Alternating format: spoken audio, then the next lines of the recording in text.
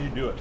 Are you sorry? You have nothing to say to the family. Did you give Christopher your gun? Back up. How can you sleep at night? On the other side, right? Keep going. Watch out, guys. Watch out. How have you been able to sleep at night? Watch out, guys. Watch out, They take the same to the family. Did you give Christopher?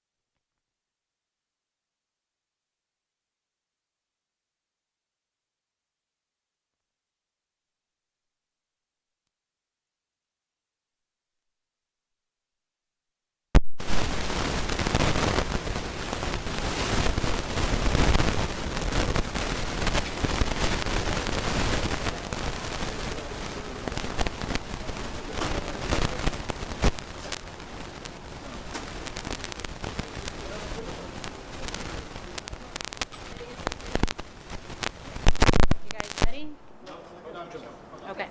Almost ready.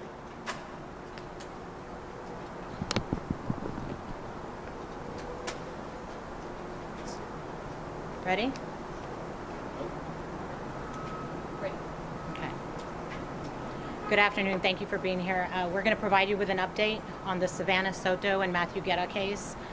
First and foremost, once again, SAPD wants to extend our condolences to the family of Savanah and Matthew.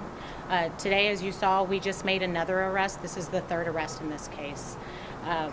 Just to recap, back on December 23rd, Leon Valley PD reported that Savanah and Matthew Guerra were reported missing to their jurisdiction. On December 26th, SAPD officers received a call for a disturbance. When those officers made that location, they discovered the bodies of Savanah Soto and Matthew Guerra. They were found deceased in their vehicle, the Kia Optima, that had also been reported missing. Since then, our homicide unit has done an outstanding job in following this case. They followed every lead. They were able to get surveillance video, which led them to these arrests that were made. On January 3rd, we made two arrests, 19-year-old Christopher Preciado and 53-year-old Ramon Preciado. There was a lot of information on social media that there was a third individual involved. Our homicide detectives were aware of that. However, we were looking for enough probable cause to make that arrest and to present the best case forward to the DA's office. Today, that happened. They were able to develop enough evidence to charge 47-year-old Mirta Romanos, that's Myrta Ramanos. She is believed to be, I'm not sure exactly what the relationship is, but maybe a stepmother to Christopher, 19-year-old Christopher. She is being charged with 3 felonies, the first one being alter, destroy, conceal a human corpse, which is a second-degree felony. She's also being charged with abuse of corpse, which is a state jail felony, and a third charge, tampering with evidence. Through our forensic unit, we were able to develop information from surveillance video that shows Miss Romanos involved the night of the murder.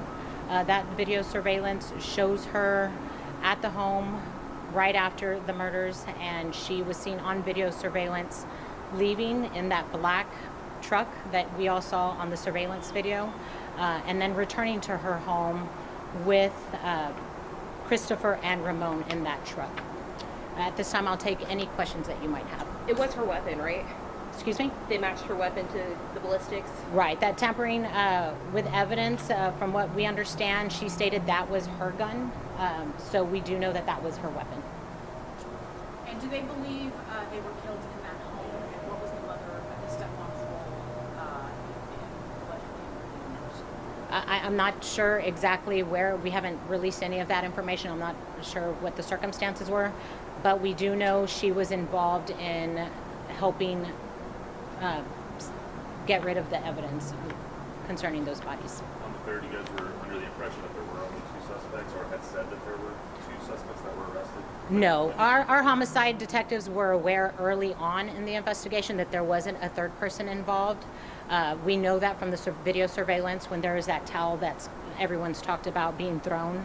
At that time, we just didn't have enough evidence to say that that was Miss Mirta Romanos. But like I said, since then, they've developed enough evidence from surveillance video from the home showing her leaving with the 2. She gets into that truck, and then when they return to the home, it's her, Christopher, and Ramon in that truck. Had she called you guys in the past week to come to the house at all? Because I know there's been some reports of vandalism there. I'm not aware of any of that.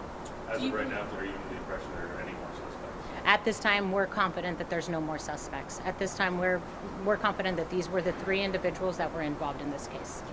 Do you believe this is connected somehow to a larger crime ring or anything like that? No, we don't have any information to lead us to believe that.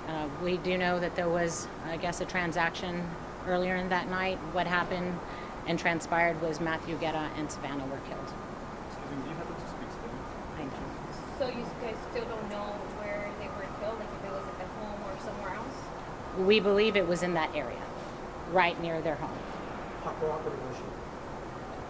How cooperative was she? I know there was a search warrant that was issued a few days ago. There was a search warrant, so they had the authority to go into that home.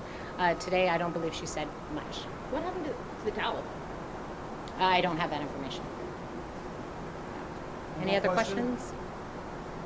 Did she confess? She wasn't cooperative today. Thank you, guys. So she's the stepmother, right? We believe she's a stepmom. Not, Okay. not Stepmother, biological, not- biological Yeah, mother. She's still married to Ramon's, or? I don't know if that's a common law or they're living together, but I don't believe they're legally married. But I'm not for sure. She did live. Them 3 did live in the house together. So now you guys are identifying as stepmother. Correct. Thank you. Okay, thank you.